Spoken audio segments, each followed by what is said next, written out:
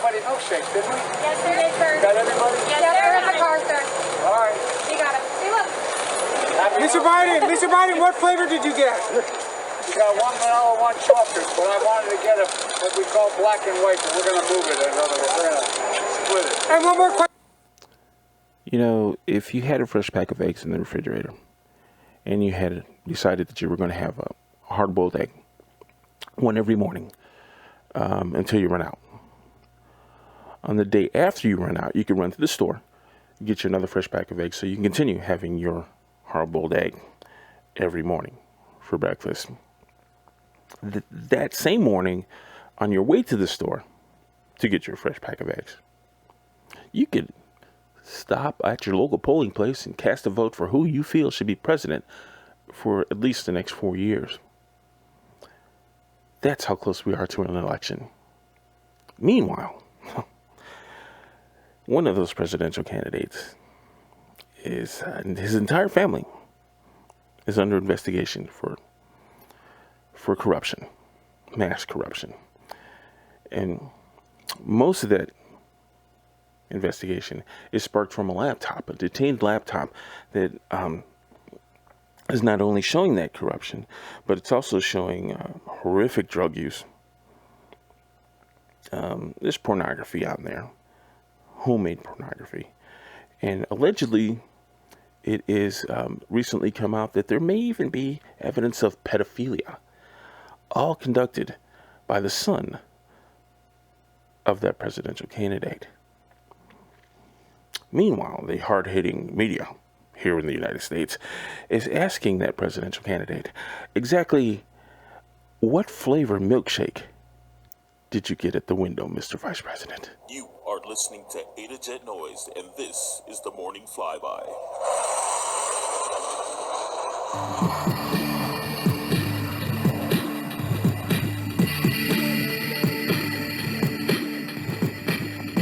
The world we live in. China warns of detaining Americans. Back in July, the Justice Department said that the FBI had arrested 3 Chinese nationals for allegedly concealing memberships in the People's Liberation Army when applying for visas to conduct research here in the United States, in academic institutions here in the United States. In September, the United States said it had revoked visas for more than 1,000 Chinese nationals under presidential measures denying entry to students and researchers deemed security risk. China's message to the United States was that it should end prosecutions of Chinese scholars in U.S. courts. Or, here's their warning, Americans in China could find themselves in violation of Chinese law. Well, it doesn't necessarily tell you exactly what those laws or law might be that you'd be, but I'm assuming that being a United States citizen in China would be enough to get you detained. Last week, the State Department advised against travel to China, stating that the Chinese government uses arbitrary detention and exit bans for United States citizens to, quote, gain bargaining leverage over foreign governments. Blue flight in Seattle. This one's darling. Back in June, strangely optimistic, Mayor Jenny Durkin had deemed it a summer of love in Seattle. This is when she was speaking of the Chaz Chop situation that gripped the city. It even got rid of their police chief and even chased Mayor Durkin away from her very own home. We could have the summer of love. Yeah, it's summer of love indeed, Mayor Durkin. Although it seems now Seattle's police officers are fleeing the embattled city at a rate Mayor Durkin's saying is unprecedented. I don't know. We could have the summer of love. Thank you, Mayor Durkin. Seattle started September with 1,247 officers, although the Seattle Budget Office reported 39. I don't know. We could have the summer of love. 39 officers separated from SPD in September, while another 14 officers were on extended leave. Per the report, I don't know. We could have the summer of love. Per the report, that means that a number decreased to 1,203 in a single month. Wow. I don't know. We could have the summer of All love. right.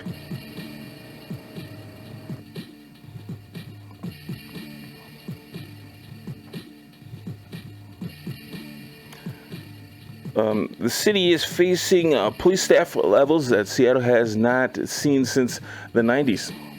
The problem with that is that the city itself the population of the city has increased 44%, which puts a little burden on your police department.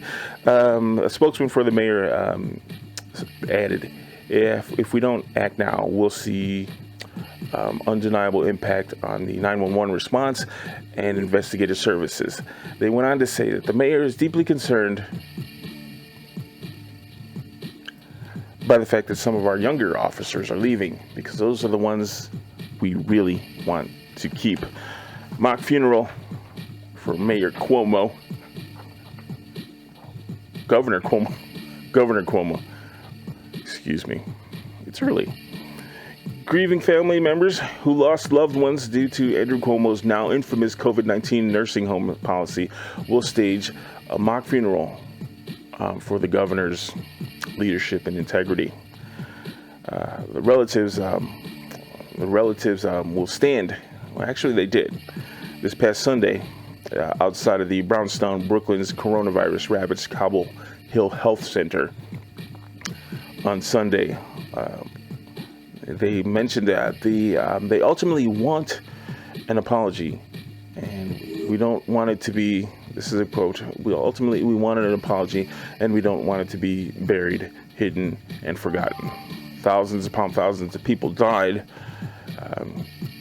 and they couldn't have burials. This one's a tough one to read, because when you think about it, there were a lot of elderly throughout the country, particularly the elderly. They lost their lives to this thing and to other things. And think about it. No one could see them. You were lucky if you got to say goodbye. That's a tough one. Yeah. That's a tough one to take. If you are still in the dark about the New York policy, the inked policy, here, I'll give you a little rundown on that. The inked policy, it actually said on this policy, written, quote, no resident shall be denied readmission or admission solely based on the confirmed suspected cases of COVID-19.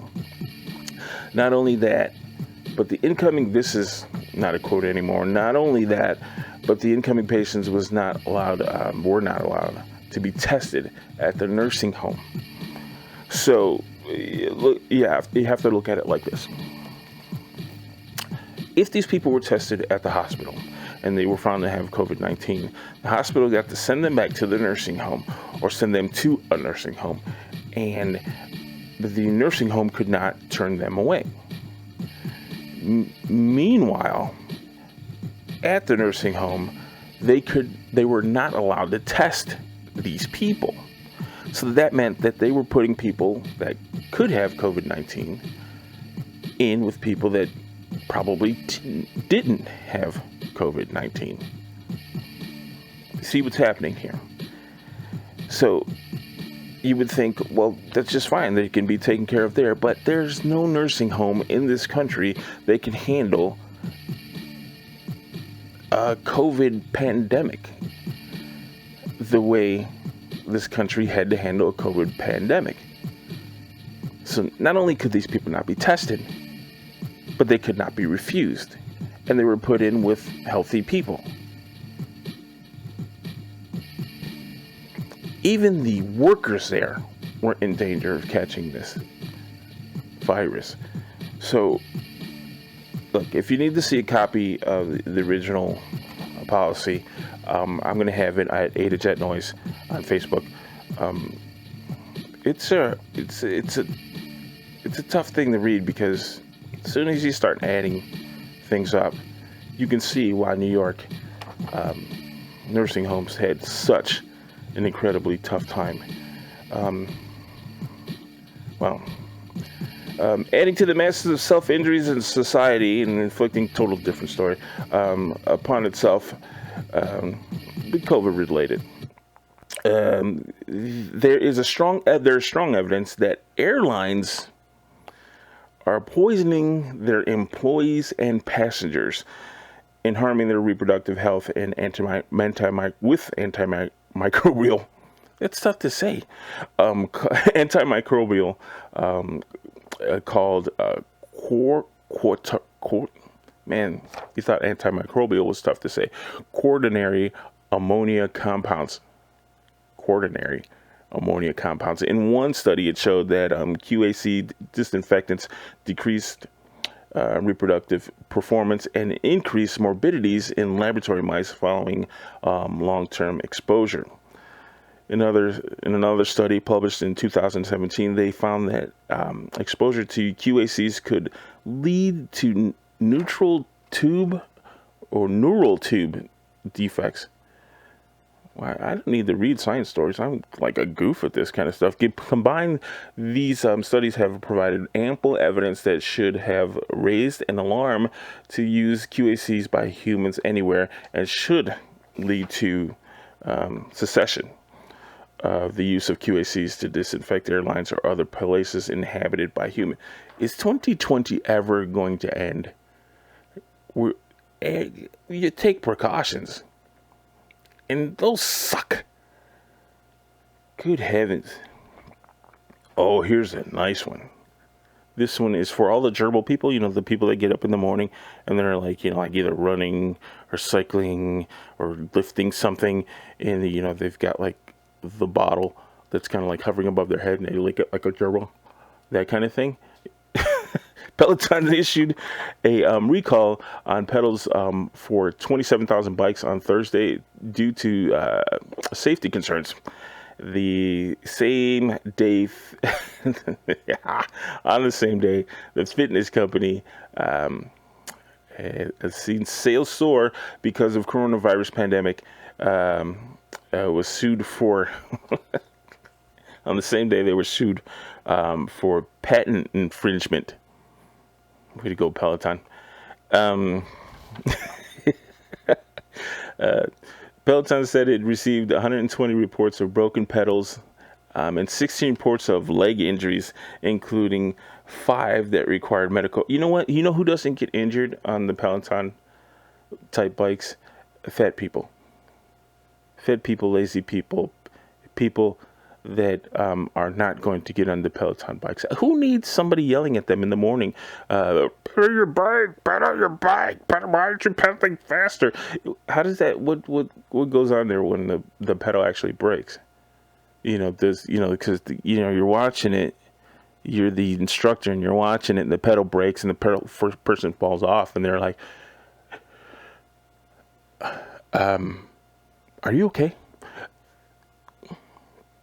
Pendleton or whatever that company is. Why don't you go away?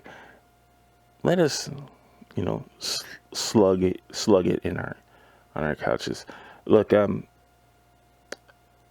to Jet Noise, the morning flyby, is not all about hard-hitting news.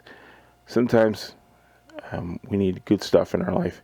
And I think this particular story is exactly what we need. Hey, you're a mom or an aunt in the stands watching a high school football game with your kid or nephew. Suddenly, you look up and see a stranger comforting that child. What do? Well, this happened to a young boy's aunt named Star in Georgia. And this is what she wrote about it on Facebook. I don't know who this lady is, but if you know her, tell her she's awesome. Isaiah walked up to this lady at our last home game 2 weeks ago. He sat on her lap and they were talking like they knew each other. It lasted no more than 20 minutes. However, she left right after halftime to meet up with her little girl. Fast forward to tonight. Not long after we sat down at the game, Isaiah spotted her. She waved at him, and he made his way up to her. I thought their interaction would be the same as last time, but I was wrong. Isaiah walked right up to her smiling, crawled in her lap, and laid his head down on her shoulder. She welcomed him with open arms.